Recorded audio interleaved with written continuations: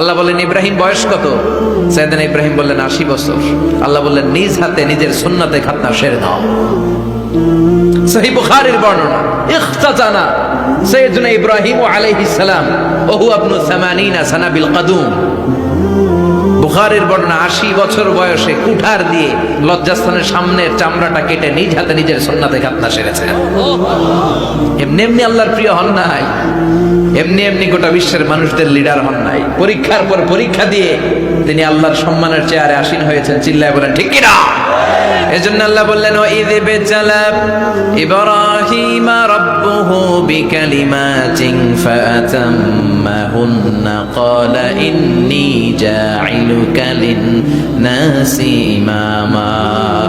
ও নবী, স্মরণ করুন সেই সময়ের কথা যখন আমি আমার খলিল ইব্রাহিমকে অনেকগুলো পরীক্ষা নিয়েছিলাম, আর প্রতিটি পরীক্ষায় আমার খলিল সফলতার সাথে উত্তীর্ণ হয়েছিল।